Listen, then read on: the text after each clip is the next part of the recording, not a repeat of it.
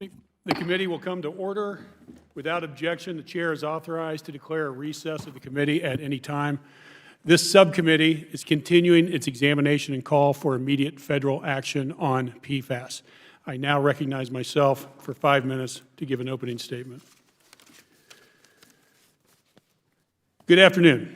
This is the fourth hearing the Environmental Subcommittee has held on the contamination of air, water, and food with perfluoroalkyl and polyfluoroalkyl substances, class of man-made chemicals referred to as PFAS.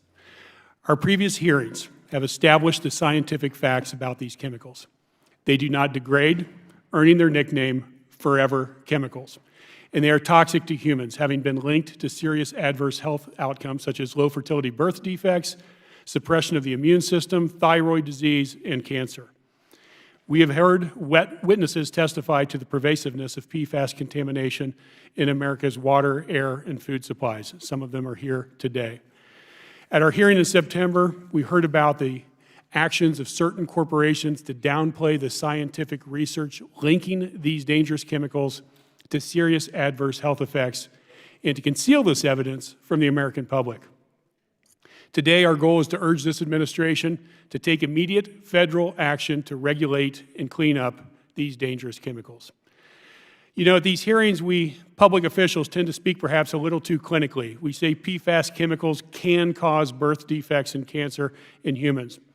But what we should be saying is this: because these chemicals have been cavalierly dumped by corporations in rivers and landfills, they have poisoned pregnant women and permanently injured and damaged their children, who will suffer severe health problems for the rest of their lives.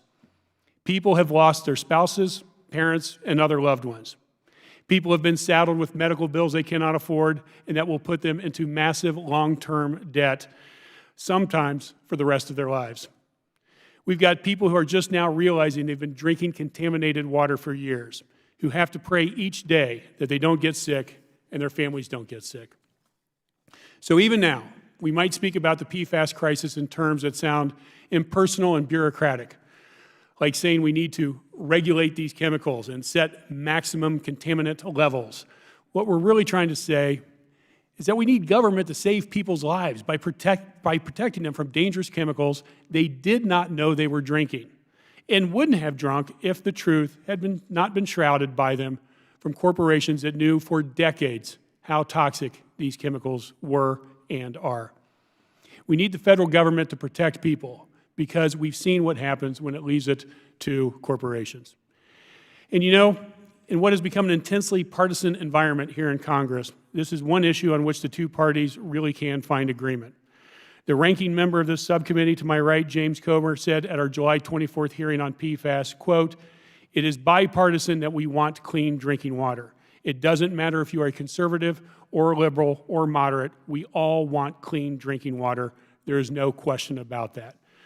But the ranking member knows as well as I do that water doesn't stay clean on its own. By taking one look at the Environmental Working Group's map of congressional districts with known PFAS contamination, we can see just how true this is. Our water is poisoned in Ohio, in Arizona, in North Dakota, just to name a few. We, the representatives of the people, have to work to protect that water, to keep that water safe from companies that seek to maximize their profits through pollution. And yes, that does require regulation. So when it comes right down to it, the debate we're having over whether to regulate PFAS is a debate about two camps: the American public and all of us who want clean water, and the companies who have made a lot of money by exposing people to toxic substances against their will. This is a horror story of epic proportions, and so it's no surprise that it caught the attention of one of our witnesses today, Mark Ruffalo. In the new Dark Waters movie, he plays the attorney Robert Bilott, who himself testified before this subcommittee in September. Mr. Bilott defended thousands of plaintiffs in Parkersburg, West Virginia, against DuPont, a chemical manufacturer that not only contaminated the groundwater in Parkersburg, but also spent decades covering up that they had done so. And the horror story does not end there. The drinking water supplies on and around military bases have been contaminated by these chemicals and haven't yet been cleaned up.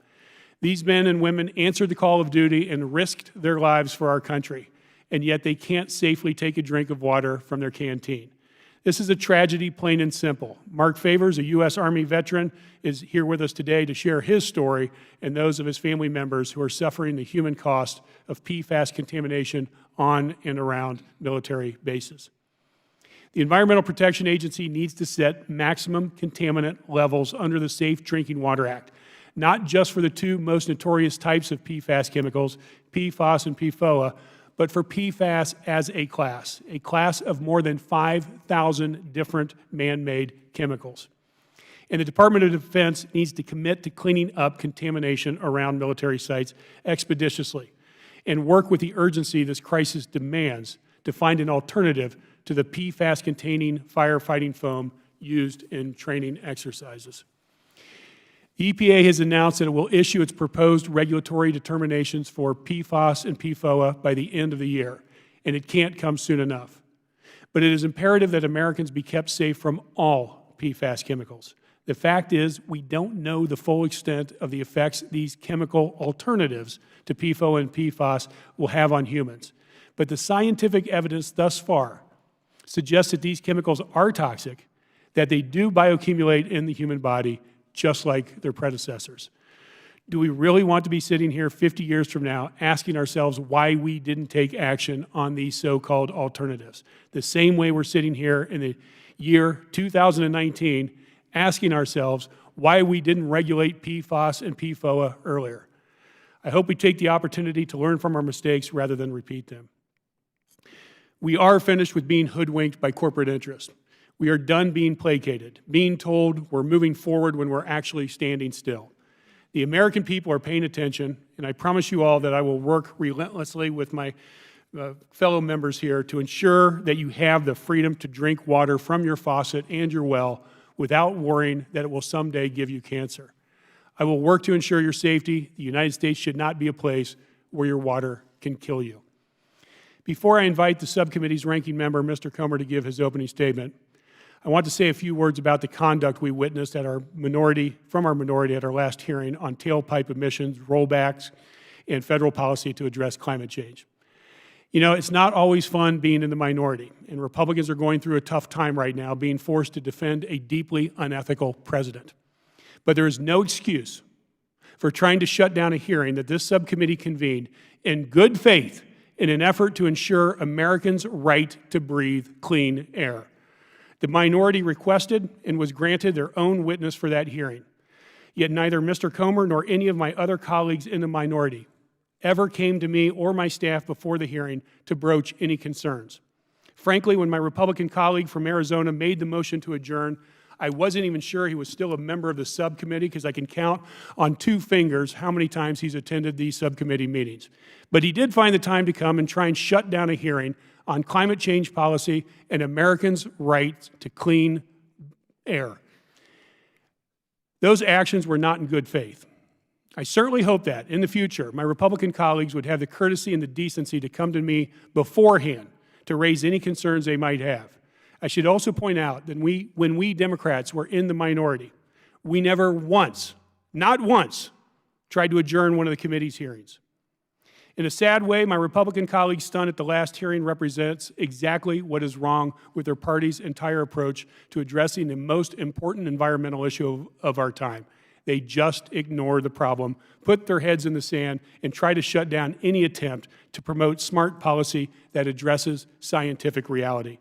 If that's the way my Republican colleagues think the government should be run, they should be ashamed, because it's not just the members of one political party whose lives are at risk. If we do not act now to protect the right to clean air and clean water, if we don't work to address the existential crisis of climate change, then all of our lives are at risk. We are the stewards of the public interest. We owe it to the American people to tackle the big problems, not waste time with cheap stunts. And with that, the chair now recognizes the ranking member, Mr. Comer of Kentucky, for 5 minutes for an opening statement. Well, thank you, Chairman Ruda. It's good to start off with a good bipartisan tone for this committee. We're here today for the subcommittee's 4th hearing on the large group of chemicals collectively known as PFAS. I want to thank the witnesses for their willingness to appear before this subcommittee, and hopefully we can have good, productive discussion that will actually lead to achievable results in the future. As I've said at each of the previous 4 hearings, potential drinking water contamination is frightening for any community, and it is there is bipartisan support to have clean drinking water. It's important to remember that the reason that PFAS substances became so predominantly used in the first place is they provide strength, durability, and resilience in a broad range of applications, from nonstick cookware to firefighting foams that save lives. Why does the medical technology industry care about proposed actions related to PFAS? Because the medical devices made by these companies for over 50 years have been made with fluoropolymers, a PFAS compound. Tens of millions of these devices have been used by patients without demonstrating any adverse health effects. In fact, they've achieved the opposite. They've kept patients alive and healthy. As I've told you before, Mr. Chairman, I'm committed to working with my colleagues on solutions that will contain any existing damage from legacy PFAS substances and reduce the risk for future harm. But I also hope that we as a body can make responsible, evidence-based, science-driven decisions. It's important to note that nearly 5,000 chemical compounds make up the PFAS family. 5,000 chemical compounds. These compounds have different structures and characteristics, which means they also have varying health and environmental impacts. Thorough research has only been done on a small number of these compounds, so we should be careful about taking any sweeping actions that could have the unintended consequence of negatively impacting a broad segment of the economy, including public entities like hospitals and airports. Any legislative or regulatory actions we consider should be based on solid scientific understanding of the toxicity of specific compounds. I would also like to note, for the record, something about today's hearing makeup, Mr. Chairman, since you mentioned previous hearings. During the Oversight Committee hearing last week, one of the majority members, one of your party's members, questioned the minority witness about her lack of, quote, scientific or particular expertise in the subject matter whatsoever, unquote. In short, the Democrat member tried to say that the minority witness should be ignored. I've heard from several of my colleagues today that they found the witness testimony compelling and informative. But I would like to note for the record that if this is the majority's view of witness suitability, it's unclear to me why a Hollywood actor with no scientific expertise on PFAS chemicals would be called to testify today. It appears to me that this 4th hearing on PFAS could be viewed as an attempt by committee Democrats to use it to assist the promotion of a movie that may include false narratives about PFAS.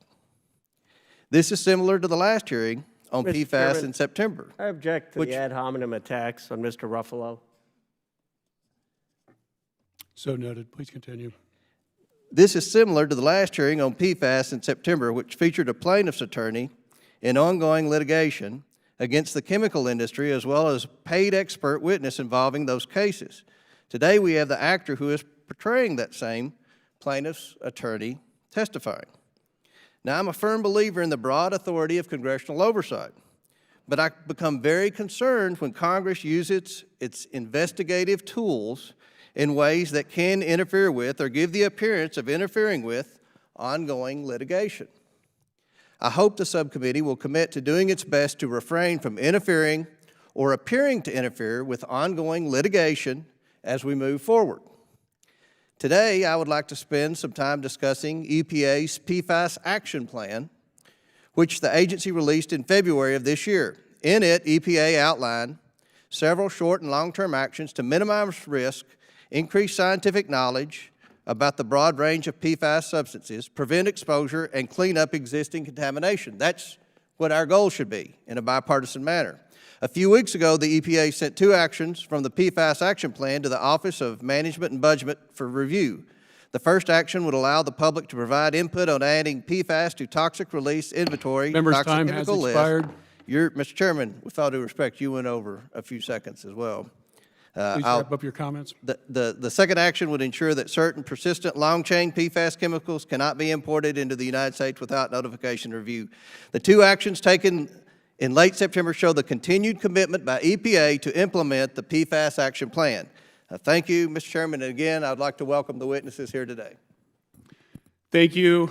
Now I want to welcome our witnesses.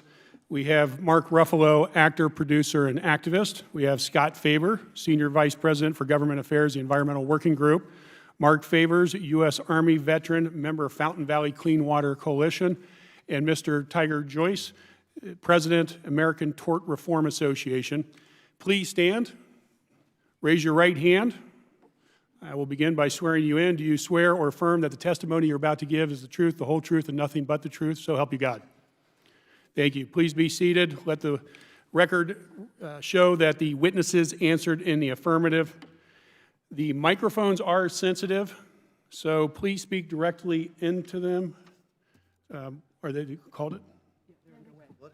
Do we want to? You could take one, or you can go and then take them when you get back. We've had votes called, so I think what we're going to do is go through one, maybe two 5-minute opening statements, and then we're going to have to do a short recess. Okay, so the floor is yours, Mr. Ruffalo.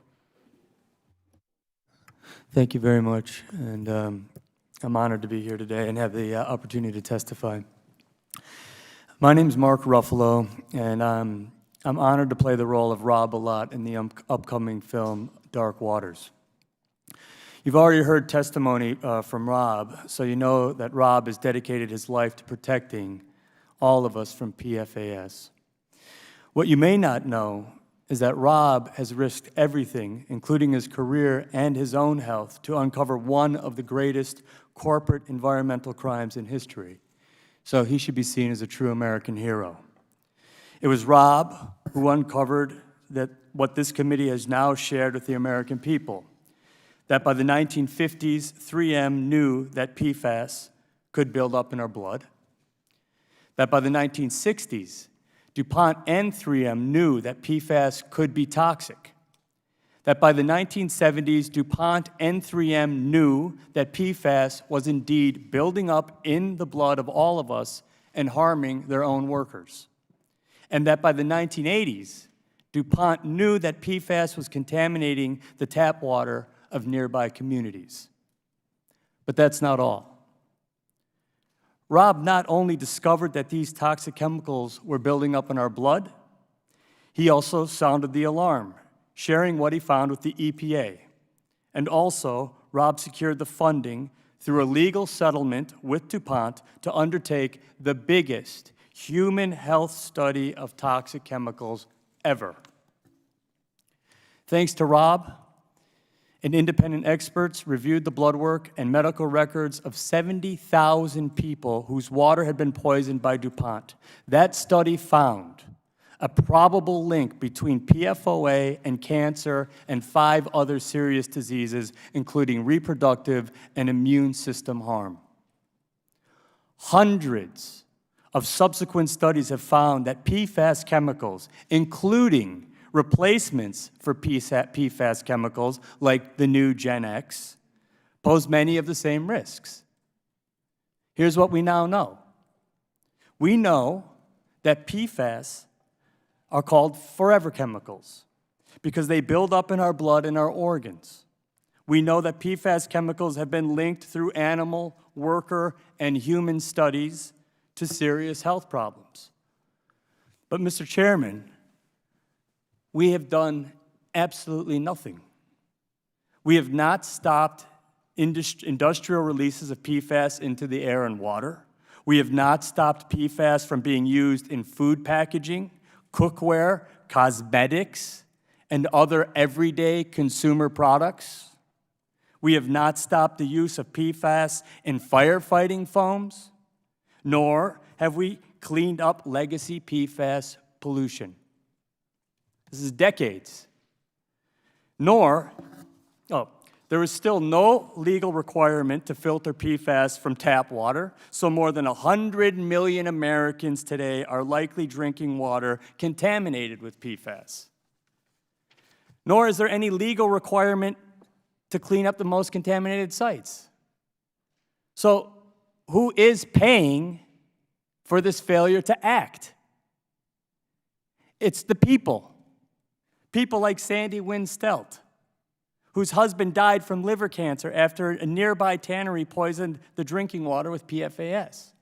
It's people like Bucky Bailey, who's here today, whose mom, Sue Bailey, worked at DuPont's Teflon line while she was pregnant with him and who was born with numerous birth defects. These are real people, guys.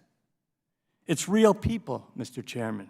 People who live in the frontline communities like Oscoda, Michigan. Real people who are paying the price in the form of higher health care costs and higher water bills. These chemicals don't respect political boundaries, which I'm so glad we can understand and we agree, bipartisan. They are found in the blood of people in Oatman, Arizona, and they are found in the blood of people in Fargo, Dakota. They are found in me. They are found in my kids. They are found in every one of you. So who should pay? The companies. The companies that made billions upon billions of dollars producing chemicals they knew were building up in our blood and they knew they were toxic, but failed to tell anyone. Failed to tell their workers, failed to tell their neighbors, failed to tell the regulators, which keeps us from making a choice about how we're going to live our lives. These companies are making us sick, Mr. Chairman, and we are paying to have to heal ourselves. I understand that today's hearing is focused on PFAS, but the problem is not limited to PFAS. In America, it falls to us, the ordinary people, to prove that these chemicals are toxic before the chemical is regulated by our government. That is simply backwards. It's the companies that make billions of dollars producing these companies, not us, not the rest of us, who should be required to prove their products are safe before they bring them to the market. Cautionary principle. It's used throughout the world today, and it keeps communities from being sick. Mr. Chairman, it's time to regulate PFAS chemicals. It's time to end industrial releases of PFAS into the air, into the water. It's time to end needless uses of PFAS in everyday products like food packaging or cosmetics. It's time to finally filter PFAS out of our drinking water. And it's time to clean up the legacy of PFAS contamination, especially at our military bases. This goes far outside medical uses. So let me close by thanking you, Mr. Chairman, for now holding 4 hearings on PFAS contamination and the crisis that we're all facing, and for elevating the stories of real people like Sandy Wynn and Bucky Bailey, and real-life heroes like Rob Bilott. Thank you. Thank you. The chair is going to recognize a recess now so that we can go vote. Let's plan on being back in good form 10 minutes after the last vote. Thank you. Thank you.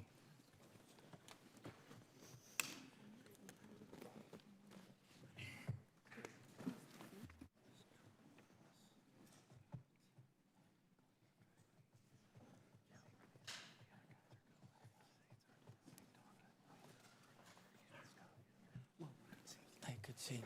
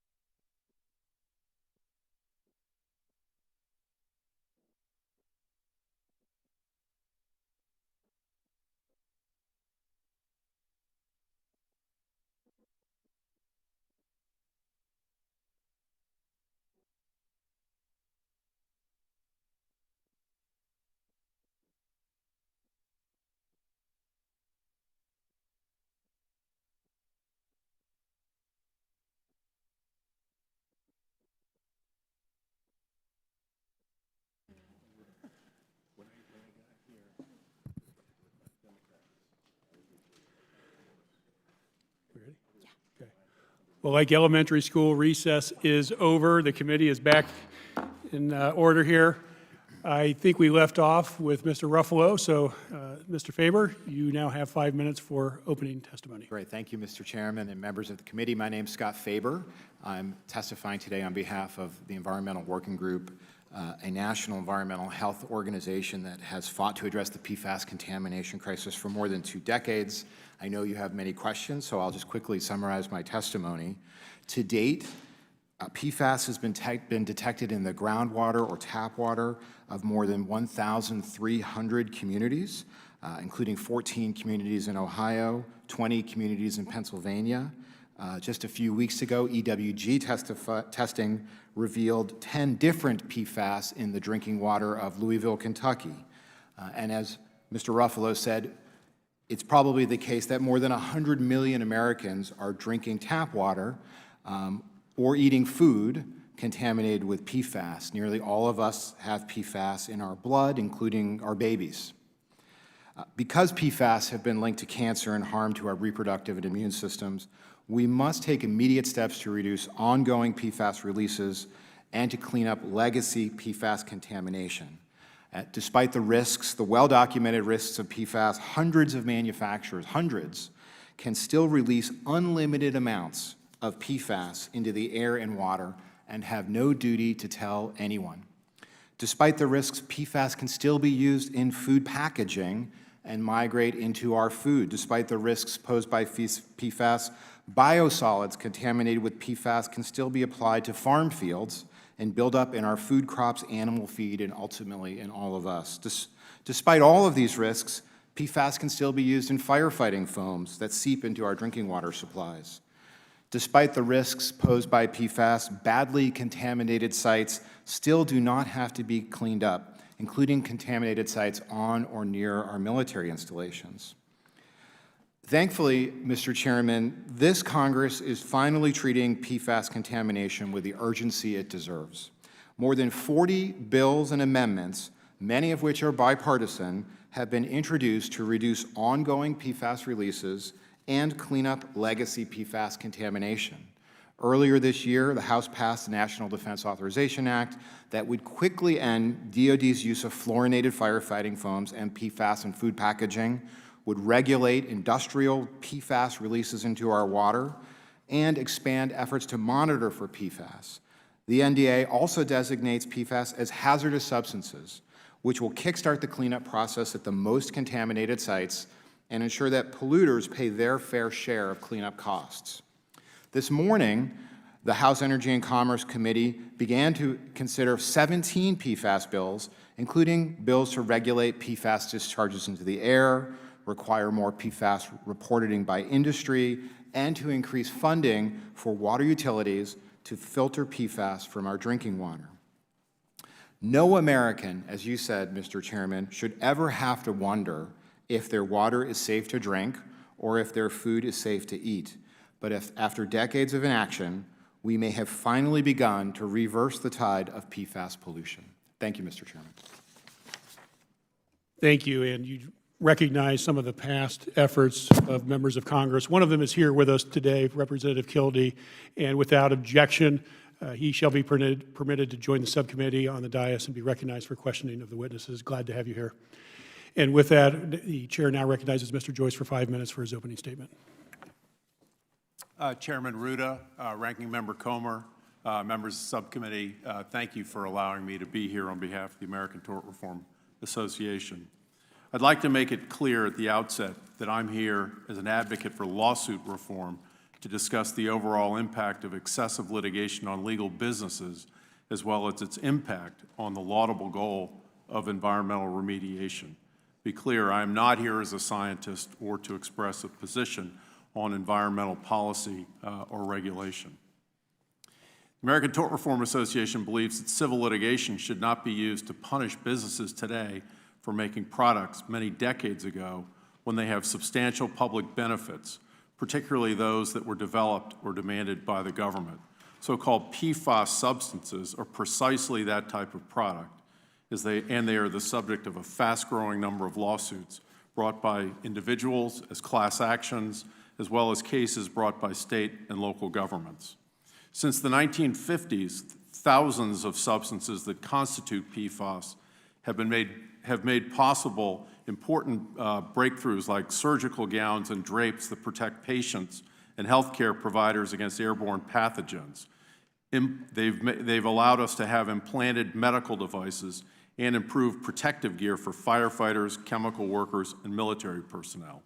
It's also been you've heard about this a little today, the basis for firefighting foams. In fact, the U.S. Navy developed such a foam containing PFAS in collaboration with 3M to do just this in response to tragic loss of life of military personnel on Navy ships during the Vietnam War. The Navy is now far better prepared to deal with such situation and saves lives as a result. The Navy continues to consider this product to be, and this is their term, mission critical. In the case of PFAS, ATRA believes that the science has gotten out in front of the litigation that we've seen. Improved technology has allowed greater detection of the presence of PFAS, which in our view has been the catalyst for more and more litigation involving these products. One legal commentator stated earlier this year in the ABA Journal, quote, "We may be just seeing the tip of the PFAS iceberg," at least as far as litigation goes. This is despite the fact that the Agency for Toxic Substances and Disease Registry stated last year, and I quote, "The available human studies have identified some potential targets of toxicity. However, cause and effect relationships have not been established for any of the effects, and the effects have not been consistently found in all studies," end quote. Thus, the premier agency responsible for evaluating health and safety risks for products such as PFAS have not concluded that this broad category of products injures the public. Yet, litigation moves forward as if the science does support that legal, and I emphasize legal, causation. Environmental protection has been a major public policy topic for the Congress and the executive branch appropriately for decades in response to the impacts of our rapidly changing economy and way of life. That said, it has to be acknowledged that that worthy goal has been significantly hampered by litigation over the years. Carol Browner stated in 1994 as President Clinton's EPA administrator, quote, "A lot of time is taken up with companies suing each other over how much they owe to clean up a particular site," and that continues to be the case. Members of the subcommittee should know that additional legal issues have developed with regard to Superfund and CERCLA. States can look to impose remediation plans to clean up a Superfund site, even if it conflicts with the EPA-directed cleanup. Atlantic Richfield, which agreed to do that in an EPA-approved cleanup of a copper smelting facility in Montana, is asking the U.S. Supreme Court to preempt the plan imposed by the state. That case will be heard in 2 weeks. Mr. Chairman and members of the subcommittee, lawsuits, liabilities, statutes, and regulations should not get out in front of science. My understanding is that the EPA is developing and implementing an action plan to address PFAS in order to protect public health. This includes many facets which have been discussed here. The American Tort Reform Association has no position on the scope of this process, how it should proceed, and ultimately how it should conclude. But we do believe that the key is for law, regulation, and litigation involving PFAS to be based on scientific consensus. In conclusion, we believe it's wrong for a business to be subjected to extensive liability simply because a microscopic level of a company's product can be found in the air, water, or bodies, absent, this is the key, a clear scientific determination of causation. It's counterproductive to impose liability on manufacturers that develop products that provide substantial public benefits based on fear that it, while understandable, is not scientifically substantiated. I thank you. Thank you, Mr. Joyce. In the previous PFAS hearings we've had the opportunity to hear individual stories. It's a complex issue with a lot of comments about the chemicals and the reaction and the process. But when we have the personal stories such as Bucky Bailey in a previous hearing and the personal stories of Mr. Favors as well as his family and community, it's a great opportunity for all of us to take note and have clear understanding of the deep ramifications of the impact these chemicals have on us. And with that, Mr. Favors, you are now recognized for 5 minutes of opening testimony. Thank you. I want to thank Chairman Ruda turn on the microphone if you would, please. Thank you. I want to thank Chairman Ruda and Ranking Member James Comer and this committee for this hearing and allowing me to testify. I was born and raised in El Paso County, Colorado, around a large, loving family, many of whom are U.S. military veterans, like myself. However, we are struggling to obtain justice and accountability for our family members and their neighbors dead or suffering from cancer and other diseases after firefighting foam containing toxic PFAS from nearby Peterson Air Force Base contaminated the drinking water and groundwater for decades. This contamination began in the early 1970s in the drinking water and remained until 2016, all during that time unknown to the public. In addition to these toxic chemicals causing contamination by seeking underground off-base to nearby civilian water sources, Peterson Air Force Base officials have now admitted that they actually dumped these toxic PFAS chemicals into our community's drinking water source several times a year from 1990 until 2016. Again, Colonel Scheisse from Peterson Air Force Base in 2016 admitted that they actually discharged knowingly these chemicals into our drinking water source several times a year from 1990 until 2016. This resulted in not only extremely high levels of PFAS in the drinking water, far exceeding the EPA's non-enforceable health advisory, but also in the blood of residents, 10 times higher than the national average. Some of our PFAS drinking water levels were more than 100 times higher than the EPA's non-enforceable advisory, according to a Pentagon report to Congress. Subsequently, in my family, we've had 16 family members diagnosed with cancer who resided for a significant time within these toxic PFAS drinking water contaminated residential areas of Louisville, Security, Fountain, and Stratmore. At least 4 of these family members have died of kidney cancer, including my father in 2017, which has been linked to PFAS contamination by scientists and the U.S. courts. These cancer deaths permanently separated mothers, fathers, and grandparents from their children and grandchildren. A few years ago, a teenage cousin of ours required a kidney transplant, and the doctors ruled it out that it couldn't have been genetic. His mother lived in the contaminated area since she was 10 years old. And because these kidney cancer deaths occurred on both sides of my family, including one person, a Vietnam veteran decorated for combat who married into the family, it cannot be explained by genetics. Also, none of my family living outside of this area, the contaminated area in Colorado Springs, has ever been diagnosed with kidney cancer or failure. Included among my affected family members are at least 7 U.S. military veterans who themselves, along with their spouses and children, were being poisoned unknowingly by these toxic PFAS chemicals from Peterson Air Force Base while they were on active duty and or deployed to fight for our country in Iraq. Indeed, there's a picture of 2 of my family members while they were deployed in the Iraq War together. Yet, meanwhile, at that same time, Peterson Air Force Base was dumping toxic PFAS chemicals into the drinking water of their spouses and children. We also have several family members who, as military veterans, are buried in Fort Logan National Cemetery along with their spouses, yet not buried there due to lethal wounds they received when they served in our military during World War II, the Korean War, and Vietnam, but instead dead from cancer after having their drinking water contaminated with toxic PFAS chemicals for decades here in the United States without their knowledge nor consent. So imagine surviving World War II, the Korean or Vietnam War as a U.S. military service member, fighting for our country, only to come home safe, but then years after unknowingly drinking toxic PFAS chemicals put in there by our government, be diagnosed with deadly cancer.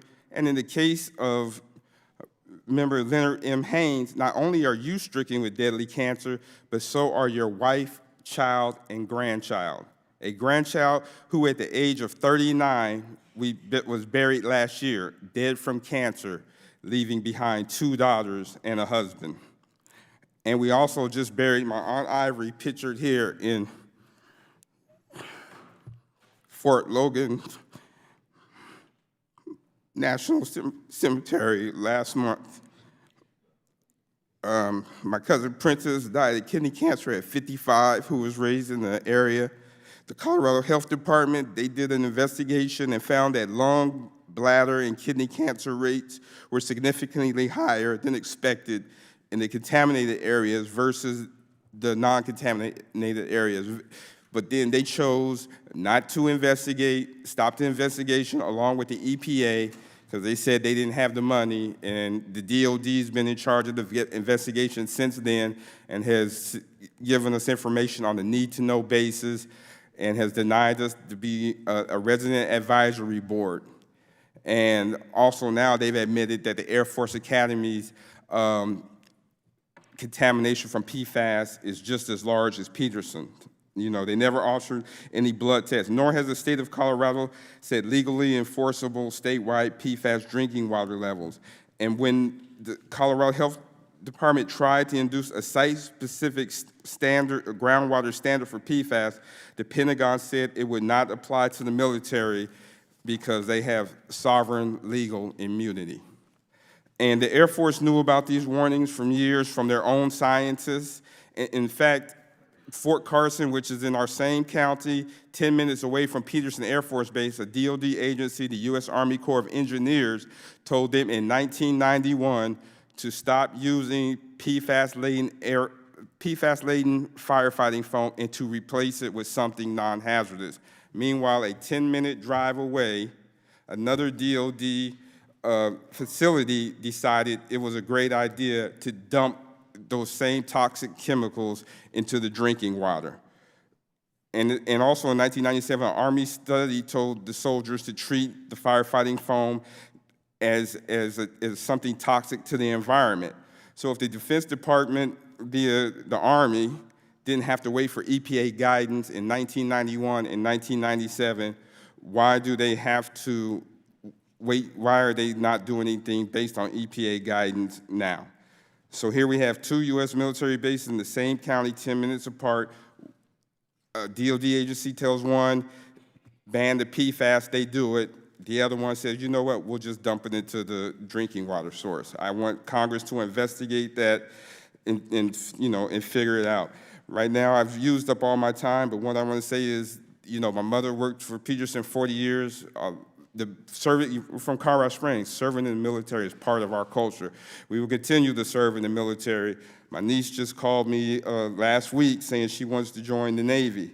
So, we need to get this fixed so we can protect the people, as they serve. And I hope and I wish that you could be bipartisan and just, have the courage to do something, just an investigation, because most of these men in my family that tell you that went to Vietnam, they joined in the 50s. There wasn't even a Civil Rights Act or a Voting Rights Act, but they signed up to go fight for this country overseas, doing a leap of faith. And now we're just asking you just to have the same courage that they had and try to, help these families and help us out. Thank you. Thank you, Mr. Favors, and thank you for your story. The chair now recognizes Congresswoman Tlaib for 5 minutes of questioning. Thank you, Mr. Chair. Mr. Favors, I just want you to know I believe you. Sometimes you need to feel believed, and there's many of my colleagues, we believe you that it's killing your family members. Corporate greed is a disease in our country, and it is killing our people.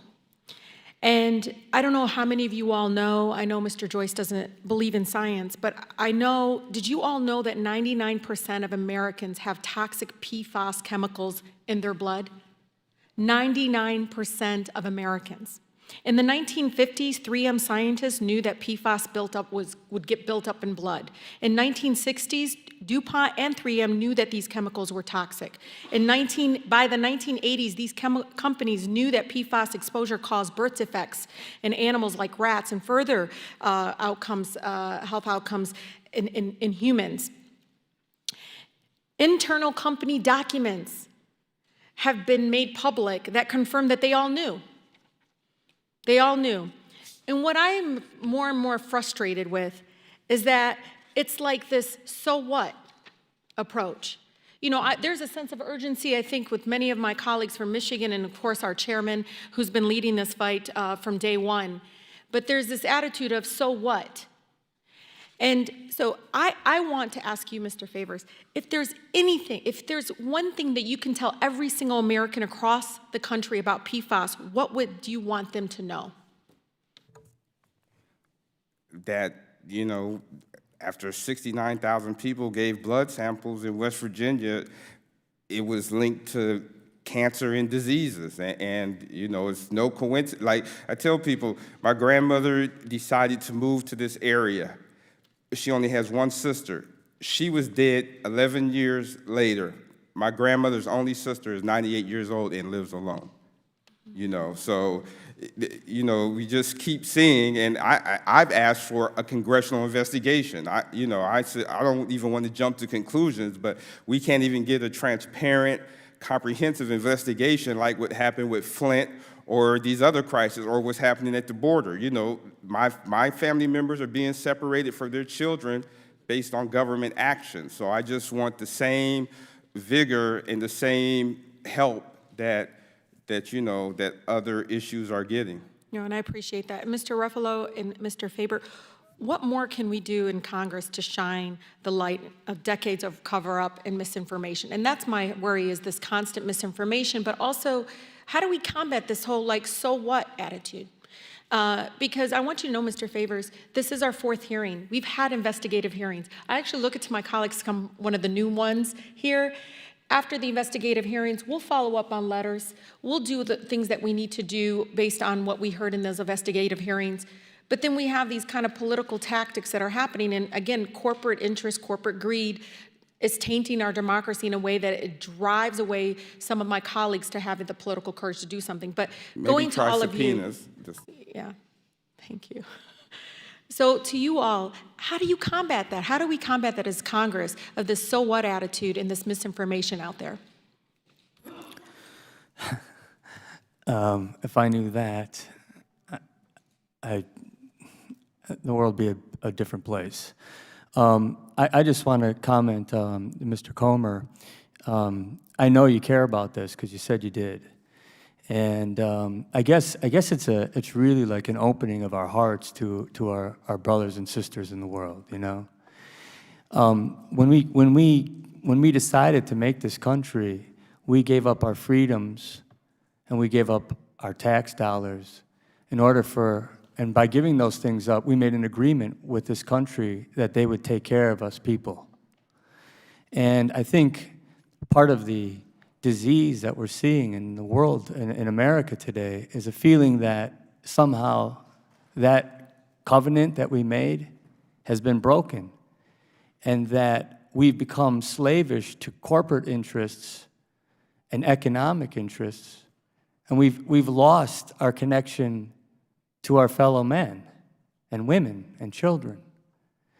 And I know you guys have families. Like, I know that we all relate to each other on these levels, and I believe you when you say that you care about this. But how can we sit here and listen to these stories from Bucky Bailey or from Mark Favors and not be moved to take action? And, you know, you can do this by basically stopping the things that we come into contact with, our drinking water, cosmetics, those things that we use every day, food wrappers, our clothing, even firefighters. We shouldn't be telling firefighters the only, listen guys, you're gonna have to get cancer as just part of your job. There should be no job in America that is a disclaimer. And it's just really like, it's just dropping our slavishness to this economic system. I mean, it's so out of balance. And there's so many sick people. We have the science. We did the studies. We know. You know, we can't sit here and pretend like this didn't happen, or that this new EPA blue ribbon panel, which they already did one in 2001, like we don't need to know any more about this to make the changes that we know in our hearts we have to make. If you know that you're poisoning your kid, you're not gonna give him that anymore. I don't care what side of the aisle you stand on. And so I would say that we need a kind of a realigning with what it is to be a human being, and think more about each other and less about ourselves or less about corporate interests in this country. And then when we do that, a lot of this stuff will take care of itself. I couldn't agree more, and you took up most of my time, but that's Oh, I'm okay. so It was sorry. completely worth it. But I would just leave with all of you, my 14-year-old son. He says, Mom, what about peopleism? Do peopleism. Put people before profits. So I'll leave you with all of that, but no, it was completely worth it, Mr. Ruffalo. I think what you said was exactly what we need to do in Congress. Thank you very much. Thank you. The chair now recognizes Congressman Gibbs for 5 minutes of questioning. Yep, thank you. And of course, we all want to make sure we have clean air and clean water and protect our citizens. But we also need to recognize that the chemical industry has done a lot to advance life and prolong life, so we never forget that. Mr. Favors, you know, it's tragic to hear your testimony. But one thing that stuck out when I was a little clarification, you talked about the Air Force Base dumped this stuff. If that was the actual case, I believe they were breaking the law if they actually were dumping and not going through a process. They were just making discharges of contaminated water. That would already that should be illegal, and that ought to be looked at. So I just leave it there. But The issue is, they said they had written permission from the Colorado Springs Utility Department. The Colorado Springs Utility Department said, I have no idea that is not true. They have no written records ever given the Air Force permission, which is one of the reasons I have been, for the last couple of years, coming to Congress to do an investigation to find out. okay, well, I want to go on another witness. Mr. Faber, I know some organizations, including yours, argue that PFAS, the 5,000 known substances, should be regulated as a class instead of individually. My first question is, are all the PFAS chemicals the same structurally? So thank you for the question. This class of chemicals, PFAS, has something all these chemicals have one thing in common, which is the carbon-fluorine bond. That's what the nature of these man-made chemicals that causes them to build up in our blood and ultimately contribute to the diseases we've heard about. And I know this has been a subject of a lot of conversation. Because PFOS, PFOS, Yeah. has actually been discontinued in this country because we know that's a problem, right? And is that the key one that's been used in the phone? So we know a lot about PFOA and PFOS, PFOS, because we have reviewed the medical records and tested the blood of 70,000 people who live in the Mid-Ohio River Valley, as you know, and had an independent panel of some of the nation's most respected epidemiologists look at all of that data and draw the conclusion that PFOA is a probable cause of kidney cancer, as we heard about. But our testicular cancer and chemicals, other like diseases. DuPont, 3M, didn't they voluntarily quit making that product, the PFOA? Yeah, thank you for the question. So those companies phased out the use of PFOA and PFOS, but began to use very, very similar replacement chemicals like Gen X that we now know, because EPA and CDC have told us, present many of the same health risks, including cancer. So I think the challenge here is we're playing a game of chemical whack-a-mole, where we focus on one of these chemicals and we convince industry, we don't regulate it, we convince industry to phase out that particular chemical, in this case PFOA, and instead we replace it with another chemical that may pose, and in this case does pose, Well, that's all up to speculation yet. So I got to move on because I'm going to run out of time. That's based on what EPA has said. Mr. Ruffalo, I watched your movie trailer this morning, and there was a young girl riding a bicycle, and it was evident that her teeth were either blackened or rotten or whatever Is that image, was that supposed to intend that PFAS exposure causes tooth decay? I'm not an expert on this, but I will tell you what I know about it. Because of the fluoride, it can, in mass quantities, begin to stain teeth. Well, it depends on the question of mass quantities, but I do have from a peer-reviewed British medical journal from earlier this year concluded that the PFAS were not associated with prevalence with tooth decay. And Mr. Chairman, I ask unanimous consent to insert this into the record. Without objection, so moved. Do you know if there's anything else in that movie that's coming out Friday that might play more on emotions to sensationalize things and maybe not be accurate? Because you just said you're not sure that it does have tooth decay isn't accurate. It's not tooth decay, sir. It's tooth staining. I didn't say tooth decay. Okay. And that's the truth. And it is true that high levels of fluoride do stain the teeth black. And there were many children that had that staining in that community. Okay. So that's true, okay? Okay. Well, As far as do you want me to finish? yeah, I had 12 seconds, so go ahead and use it. What you see in this movie, except for what we had to leave out, which was things like the DOJ getting involved in this process and dropping the case just out of the blue for criminal action on behalf of DuPont, the things that we have in the movie are the things that happened. And yes, they're emotional because we're talking about human lives here. We're talking about people getting sick, people dying. So yes, those are emotional things, but those things all happened. Everything that's in that movie happened.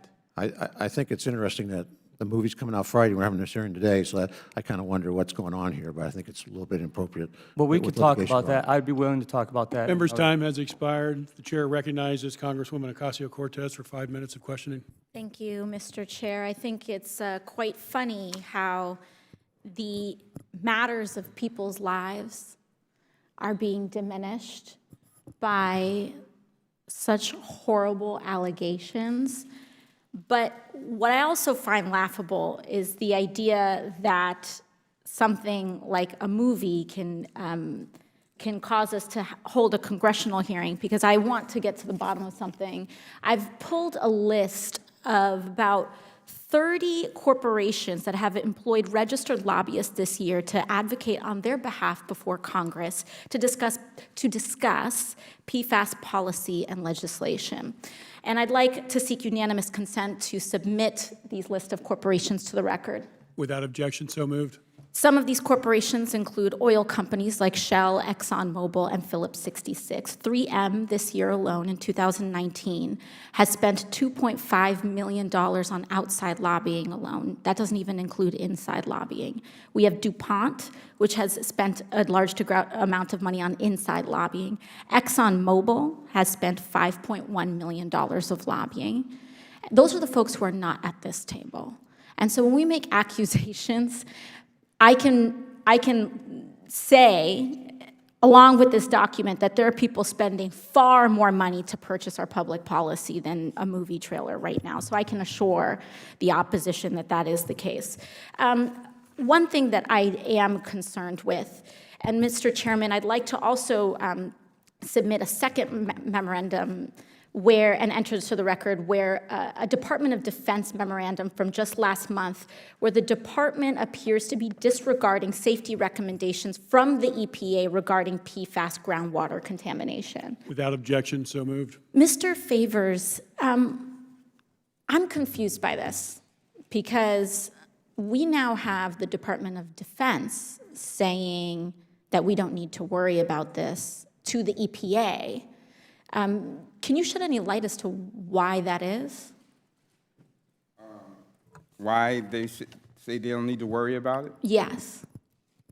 I'm dumbfounded because, like, you know, here's an official Air Force document from 1989 where the Air Force says clearly, other chemicals which could conceivably cause acute toxicity problems would be fuels, oil spills, and AFFF firefighting foam.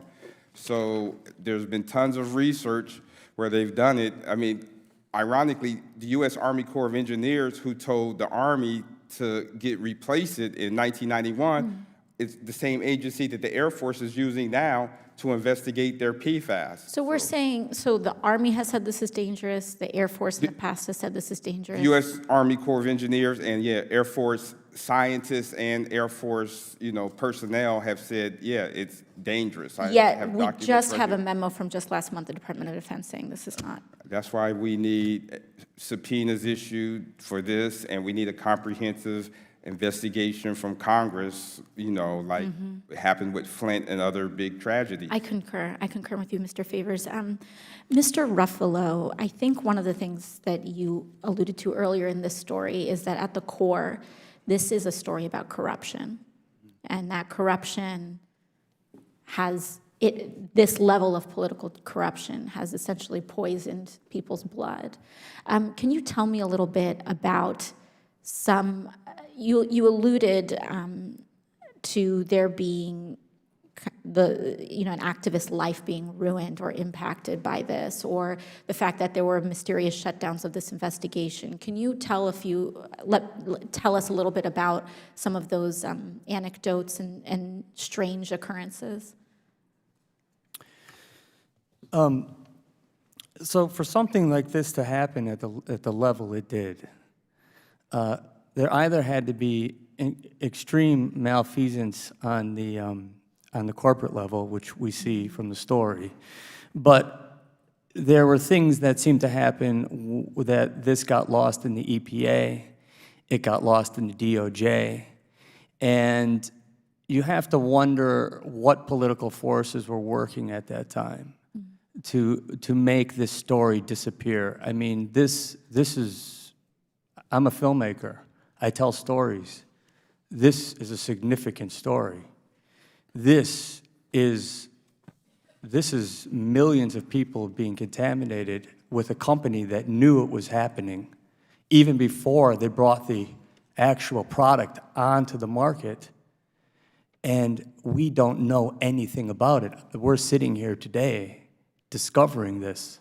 And you said that when Mr. Ballat approached the EPA with the findings on PFAS, it was DuPont's attorneys that attempted to stop him with a gag order. Is that correct? That's correct. Thank you very much. I yield my time to the chair.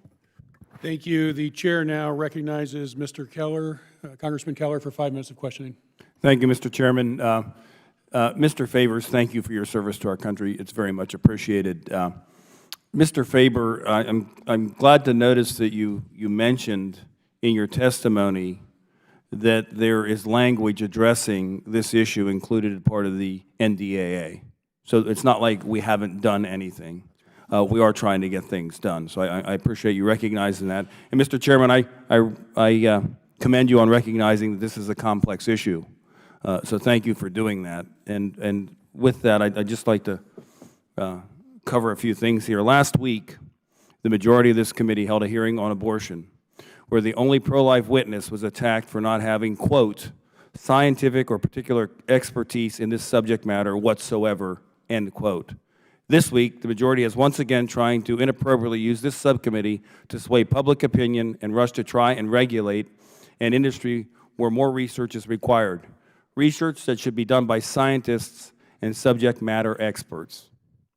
But knowing no depths to how far they'll go to show off their hypocrisy or help their allies in Hollywood, the majority has called as their star witness an actor. That's right, an actor. An actor with no medical, no scientific or research expertise except for a few scenes as Dr. Bruce Banner. An actor that has a record of anti-business activism. More importantly, to Mr. Ruffalo and maybe Democratic allies, an actor with a movie premiering this week that attacks private sector job creators with loose facts and hyped up emotional rhetoric. And I'd like to submit for the record pictures of today's press conference for the record to show that while this is happening, the movie is being promoted right outside the Capitol with members of Congress there. Without objection, so moved. I'm not sure if Mr. Ruffalo is looking for an Academy Award for his performance in the upcoming movie or for his performance in this hearing. Mr. Chairman, there's bipartisan legislation out there that can actually start to get to the heart of this problem based upon scientific data we have. Language addressing this issue is included as part of the Senate-approved National Defense Authorization Act and was unanimously reported out of the Environment and Public Works Committee. This approach would use a number of EPA authorities, such as the Safe Drinking Water Act, to allow for better coordination between federal agencies on the issue and would set drinking water standards for PFOS and PFOA, the PFAS chemicals that EPA has the most data on. Mr. Chairman, maybe we should spend more of our time working toward a real solution, getting real answers, and not talking to attention-grabbing headliners. I yield back. Thank you. The chair now recognizes Ms. Wasserman Schultz, Congresswoman Wasserman Schultz, for 5 minutes of questioning. Thank you, Mr. Chairman. Mr. Favors, thank you so much for taking the time to testify, and thank you for your service, of course. Your testimony really reminds us all that this is an issue of life and death. Congress and the administration cannot lose sight of the fact that real people, particularly our service members and veterans, are suffering. I want to ask you, and if I have a couple other things I want to cover, so if you can try to answer succinctly. When did you and your family first learn that your water on Peterson Air Force Base may have been contaminated with PFAS chemicals? And military bases obviously form the heart of several communities across the nation. Could you describe the reaction that your family and other people in the community had when they heard about this contamination? I didn't. It was 2016 where they were told to stop using their tap water. I live in New York now. I didn't know about this until 2017 when I went to visit my mother, and CBS This Morning was doing a little news report on Peterson Air Force Base and the drinking water. And let's just say I was very disappointed in hearing that my grandmother and my grandparents had been poisoned. Right. I can only imagine. It's obviously, I'm sure you wouldn't be surprised to learn that this isn't an uncommon experience. The PFOA and PFAS level detected at MacDill Air Force Base in my home state of Florida, in Tampa, is 523,710 parts per trillion. The PFOA and PFAS level detected at Naval Air Station Jacksonville in my home state is 1,397,120 parts per trillion. The PFOA and PFAS level detected at Patrick Air Force Base in Brevard County in my home state of Florida is 4,338,000 parts per trillion. And these are just a handful of the military installations in Florida alone. So I want everyone present and watching this hearing now to hear this fact. The risk level found by CDC's Agency for Toxic Substances and Disease Registry is 11 parts per trillion for PFOA. And for PFAS, it's 7 parts per trillion. 7. Above that, and you start running a real risk of public health problems. For the record, 4.3 million is greater than 7. So, Mr. Favors, it seems to me that we have a national water crisis on our hands here, and our service members have been unfairly and cruelly put on the front lines of this chemical crisis. Do members of your community believe that DOD's response to the water crisis has been adequate? No, most of them do not, because we've been denied a RAB, a Citizen Advisory Board, and they've been in control of the investigation. The EPA stopped investigating, and the state, and it's a need-to-know basis. I mean, we've gotten emails from Germany, and where people on bases in Germany have been told to get out of their housing because of PFAS, but they won't give them any specific numbers. They're just like, we have flyers and everything. So, no, it's not just in our community, but it's, people connected our community who are stationed around the world. So basically, they've been blocking your access to information about how this happened. And a lot. Well, not surprising. I'm sure it won't surprise you to learn that in the last PFAS hearing that we had in the subcommittee, I sat on this dais and asked representatives of DuPont and 3M if they had any plans to compensate service members by the chemicals they manufactured. And I had to wrench an answer out of them, and they finally sheepishly said no, that they didn't.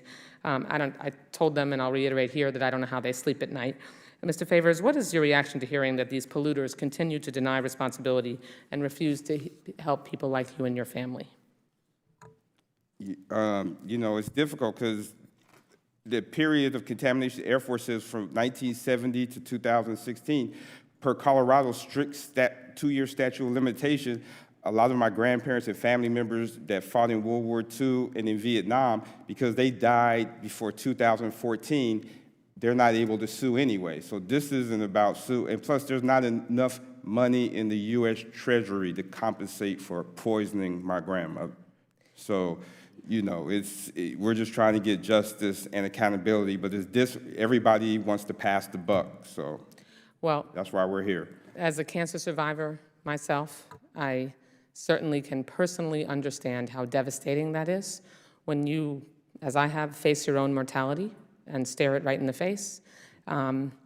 You get a little bit more motivated than I might have already been about environmental justice and making sure that the actions of government or the inaction of government isn't poisoning our citizens and then allowing corporate America to get away with it. So I chair a subcommittee in appropriations on military construction and veterans affairs, and I can assure you that we are going to continue to make sure that we hold these companies' feet to the fire.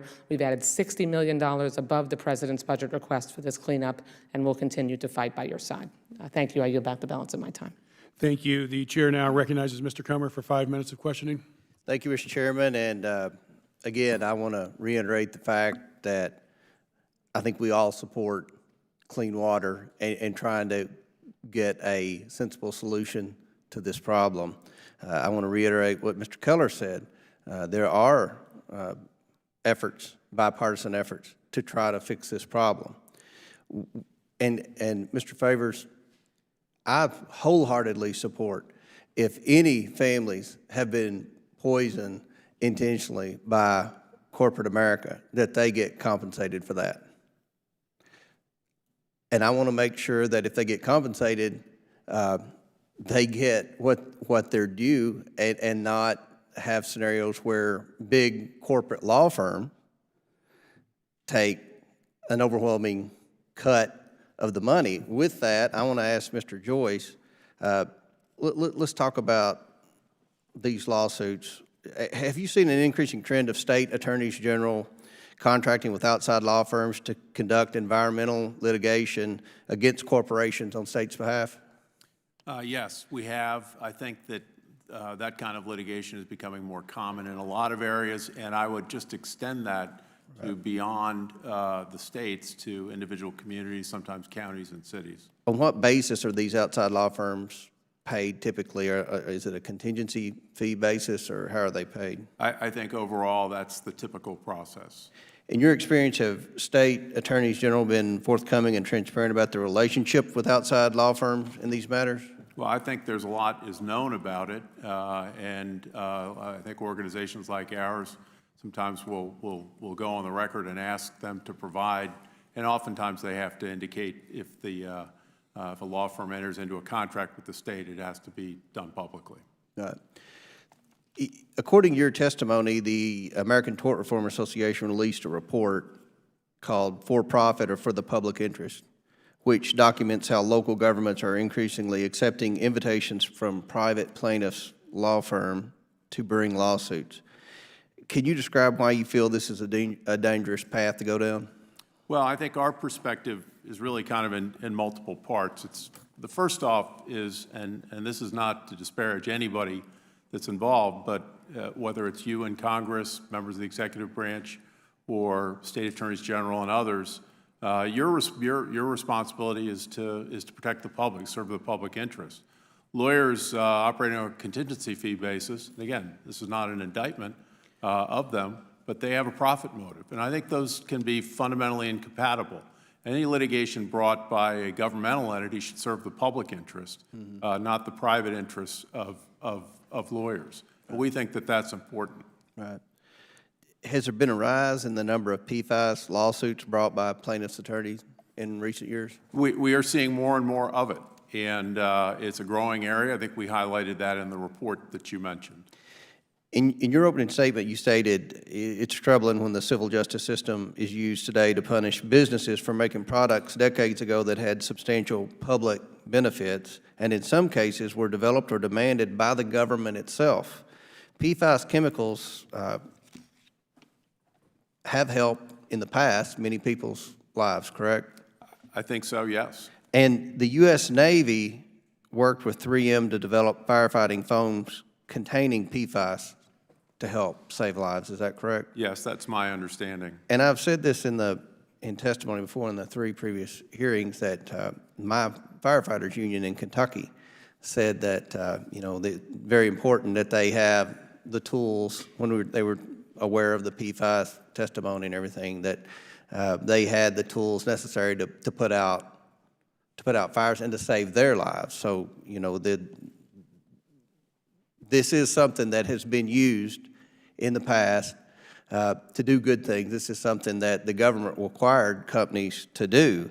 So many of these businesses could be in a tough spot then, especially if the government required them to use these chemicals. Is that correct? Well, I think, again, it was done in collaboration with the government, and I think with respect to the Navy, the particular instance that you mentioned, we highlighted this back, you know, in the 1960s and during the Vietnam War, damage to Navy ships when they caught on fire were often tragic, and there was no ability to put out the fires, and now I think that's been significantly enhanced. Well, and Mr. Chairman, again, I'm happy that we're having these hearings. I think that there can be a path forward to help solve the problem, to clean the waters, to ensure that at the very least that this, you know, that there's no more toxic chemicals that end up in our drinking water. And I yield.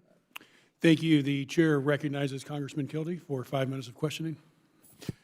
Thank you, Mr. Chairman, for holding this hearing and for your leadership on this issue. And to the witnesses, thank you for your testimony. And I just need to sort of get something off my chest. Let's not be afraid of a movie. We should be afraid of the story that movie tells.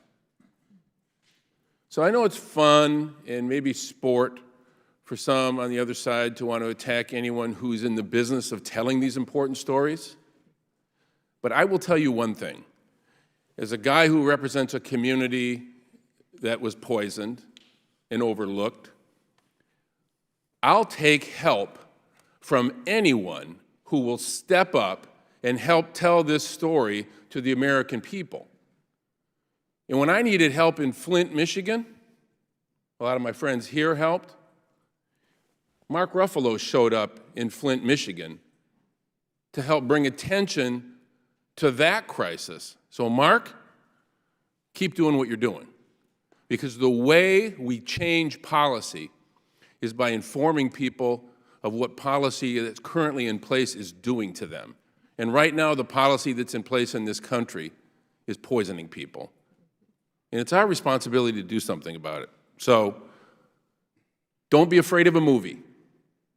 And don't judge the movie by just watching the trailer, by the way. So, get that off my chest. But it's important to note that one of the comments that was made from the gentleman on the other side who is no longer in the room is that we shouldn't say we're not doing anything because we have all these provisions in the NDAA, and then after a comma, but we shouldn't regulate this until the science tells us. The language we have in the NDA allows us to regulate it. So, Mr. Faber, I wonder if you could just address what it would mean specifically to list PFAS under CERCLA and what that process looks like. Is it a ban? How does it actually work?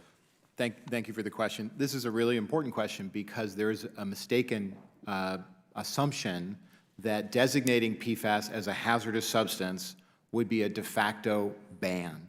That is simply not true. CERCLA is a cleanup statute. It does not regulate chemicals. When we regulate chemicals under TSCA, which we updated 3 years ago. When we regulate medical devices, we regulate them under the Food, Drug, and Cosmetics Act. We do not regulate them under CERCLA. CERCLA only regulates releases of toxic chemicals and only applies when a site is so contaminated that it has to be cleaned up. So that's a really important, and I'll just add one quick point on that, which is that there are hundreds and hundreds of chemicals that have been designated as hazardous substances under CERCLA. 761 of those have been designated as hazardous substances. Do you know how many of those are still being used in commerce today? 599. They're used in all sorts of things. 339 of them are produced at very high volumes. So to your point, Mr. Kildee, a hazardous substance designation is not a ban. It simply requires the cleanup of the most contaminated sites, and it ensures that the polluters who knowingly contributed to this worldwide contamination pay their fair share of the cleanup costs. Thank you. If you could also comment, there's this discussion, and I have to point out, Mr. Joyce, you echoed something we heard in a previous hearing, that that the science is incomplete in order to come to any conclusion. I don't know when there's enough science, but just looking at the C8 study, and I see Mr. Ballot and Bucky here, Bucky Bailey, one of the heroes of the story in Parkersburg, at least at the time, and maybe still, the most exhaustive human health study ever conducted. There's pretty solid science that says this is bad stuff and we ought to protect people from it. Isn't that right, Mr. Faber? That's right. We reviewed the medical records and blood work of 70,000 people. Imagine what it would take to get 70,000 people to donate their blood so that independent scientists could assess whether there was indeed a link between PFOA and cancer and other serious health effects. But that's not all. There have been hundreds of additional peer-reviewed studies done by EPA, CDC, by others, but the most important source of information about the threats posed by these chemicals comes from the industry itself. The reason we know that these chemicals cause cancer and other serious health problems is because we've seen it on DuPont and 3M letterhead. We know because they knew. We know because they knew in the 1950s that this stuff built up in our blood, and in the 1960s that it was toxic, and then in the 1970s it was poisoning their own workers, and in the 1980s it was poisoning their neighbors, and they never told anyone. They didn't tell their workers, they didn't tell their communities, and most of all, they didn't tell the EPA. And then when they did tell EPA, EPA did nothing. EPA has known since 2001, and they have done nothing. And that's why it's so important, as Mr. Keller said, that Congress has finally, in 2019, almost 20 years after EPA first found out about this, finally saying we need to reduce releases of PFAS. We need to end the use of PFAS in food packaging, and we need to clean up this mess. We need to, we need to tell DOD, as Mr. Favors said, that when we find high levels of contamination, that it's their responsibility to clean up the mess they've created over the decades. Mr. Chairman, if I could just close, and I know I've gone over my time, but there is a question before Congress right now on this. And so I was glad to hear my colleague on the other side mention the NDAA provisions. There's an organized effort right now to have those provisions taken out of the NDAA in its final form. We work really hard in the House, in a bipartisan way very often, to get those provisions included. This is a chance to get real protection to the President's desk, signed and put into law, not just a get-well card to people who are facing poisoning or communities that are facing poisoning, but something tangible. So for those of you that want to see something done, the moment is right now. Speak up. I yield back. Thank you. Chair now recognizes myself for questioning. You know, I look at this, I think there's three things we've got to do. One, stop dumping. Two, clean up where we have dumped. And three, do testing on these next-gen chemicals. And Mr. Favors, you, in your opening testimony, I know you weren't able to get through all of it, but you aptly said, quote, if I wanted to sell PFAS as a medicine, I would have to wait for several years of testing to prove it's safe before applying to the FDA. However, I can immediately discharge these chemicals into our environment. And let me turn to that because I know there's some questioning up here as well. And Mr. Faber, if you could elaborate on what limitations, if any, are on the dumping of these chemicals. That's right. And, thank you for the question. Right now, there is no limitation whatsoever under the Clean Water Act with regards to discharges of PFAS into waters, per Mr. Gibbs' question to Mr. Favors about whether or not it's illegal to simply dump or discharge PFAS into a river. The answer is yes. Right now, industrial polluters can release as much PFAS into the water and into the air as they want because EPA has not used the authority Congress has given it to set limits on those releases into the air and into the water. That's why it's so important for Congress to set a deadline for EPA to take action. Right, so they can dump, they can release, and they don't have to clean up unless there's a successful lawsuit against them to do such. And third, they have introduced up to 5,000 next-gen chemical compounds that have not had proper testing as to the impact it has on Americans and our children. Is that correct? That's right. And many of those replacement chemicals were approved for use in commerce, even though there were studies showing links to very serious health effects, including tumors in animal studies and other serious concerns. And Mr. Ruffalo, my apologies for the questioning of your legitimate reasons for being here. I note that you're an author, a podcast host, a commentator that has worked very hard on behalf of these issues, and I'm kind of curious as to why this issue is so important to you. So I am an activist as well. And I've been working in the water space for years, whether it was in Flint, Michigan, or was in Pennsylvania, and the fracking issue when we were being told that water wasn't being contaminated by fracking, and then we came to find out it was. I'd rather be doing other things. You know, I'd rather be with my family. But I do see an imbalance in what is happening to people on the ground and what we're addressing in the media and what we're addressing here in these sacred halls. And I have been gifted with this outsized media coverage, celebrity. And I could decide, well, I could do that to do car commercials and make a lot more money. I could do that, I could use that for any number of things to ingratiate and enrich myself. I feel like from this blessing that I've been given that I want to give people the voice that don't have a voice. And that's really what I'm doing here today. That's why I wanted to make this movie. Nobody goes into an independent movie thinking you're going to make a killing. You'll be lucky if you make a living. Nobody comes, these people that came here today, they left work to come here because these issues are real to them. Thank you for doing this, because to borrow from one of your previous films, it's important to shine a spotlight on these issues. And the fact that you have a podium and a microphone and a platform to be able to do that is important for this incredibly difficult issue affecting so many Americans. I also want to talk a little bit about Congresswoman Ocasio-Cortez's observations about the greed of corporate America. And yes, corporate America does provide important products and services to our quality of life. But let's keep in mind that 3M settled for $875 million with the state of Minnesota after voluntarily stopping the production of PFAS chemicals. They did not do this gratuitously. They did this because they recognized the extensive liability associated with the continued manufacturing and dumping of those chemicals into our environment, and settled again with just one state for $875 million.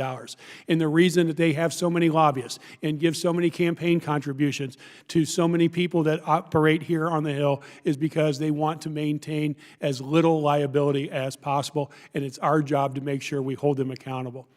With that, my time has expired. Before we close this hearing, I'd like to take the opportunity to give each one of the witnesses, if there's anything, last comments you'd like to make, if you could keep them brief. So, Mr. Ruffalo, we'll start with you. Well, I appreciate being here, and even though I took some licks, I'm honored to be here. And I appreciate this, what's happening. I do appreciate what Mr. Comer is saying about this bipartisan effort and the NDAA. And I want to see that happen. And it would be a travesty if that doesn't happen. And so I'm honored that I could come here today on behalf of these people. I'm honored to be sitting here with somebody like Bucky Bailey and Mark Favors. And I'm going to keep doing this as a service to my country. So thank you. Thank you, Mr. Ruffalo. And Mr. Faber, thank you, too, for your service. I meant to point out the study that you shared with me recently regarding California, that 40% of its municipal water districts are showing contaminant levels above the EPA guidelines. And I recognize that Ken Cook is sitting behind you as well, and I appreciate the efforts of both of you in keeping a strong focus on this. The floor is yours. Yeah, so I'll just add that no one wants PFAS in their drinking water. No one volunteered to have PFAS in their drinking water or their food. No one in Louisville, where EWG just found 10 different PFAS, want PFAS in their drinking water. And so everyone agrees we ought to clean it up. And in particular, everyone agrees we shouldn't make the problem bigger by discharging even more PFAS into the air and water. Unfortunately, EPA hasn't used the authorities you've already given them to do so. EPA hasn't chosen to regulate PFAS under the Clean Water Act, under the Clean Air Act. EPA hasn't chosen to designate PFAS as hazardous substances under CERCLA.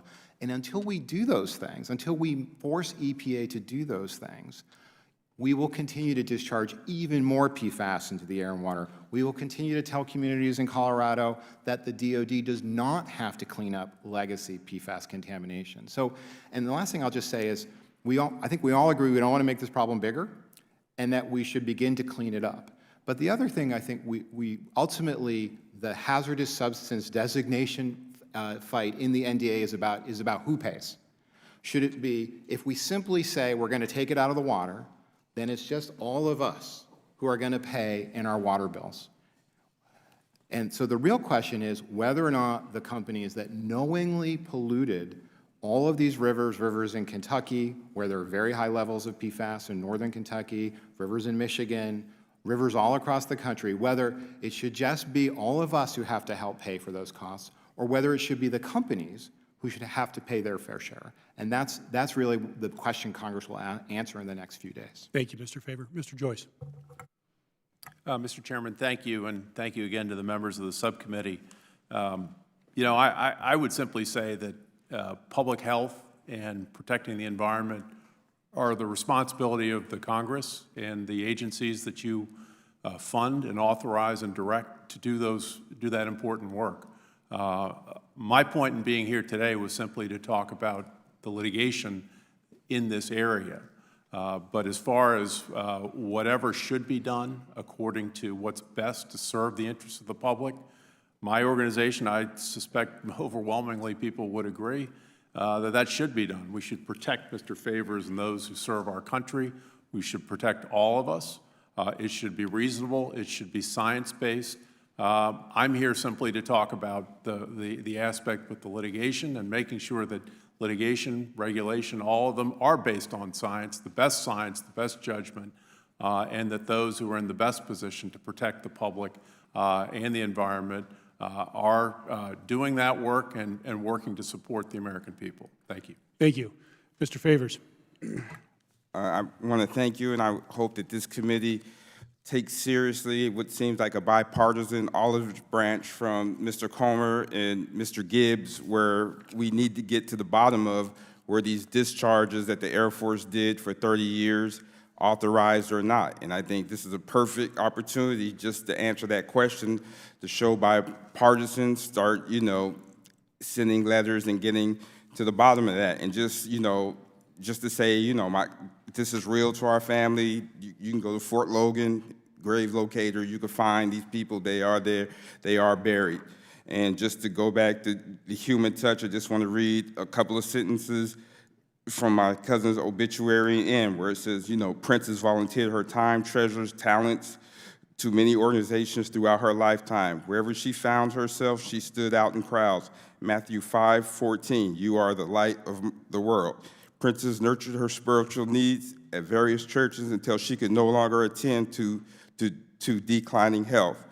She was very grateful and blessed for the opportunity to reaffirm and accept Jesus Christ as her Lord and Savior. Sunset came on Wednesday, July 31st, 2013 at her home. Princess fell asleep in Jesus' arms with her loving mother, aunts, sons, brothers, friends at her side. We just want to know, The Air Force volunteered this information. It wasn't like I was sending them a bunch of freedom of information requests. We were minding our own business, and they said, look, this is what we've done. Now we need some accountability and justice. Thank you, Mr. Favors, and thank you to all of our witnesses, including Mr. Balad and Mr. Bailey, who have testified here previously. Without objection, all members will have 5 legislative days within which to submit additional written questions for the witnesses to the chair, which will be forwarded to the witnesses for the response. I ask our witnesses to please respond as promptly as you are able. This hearing is adjourned. Thank you. Thanks, Dan. Yeah, it's not the lawsuit. It's just like, what happened? Yeah.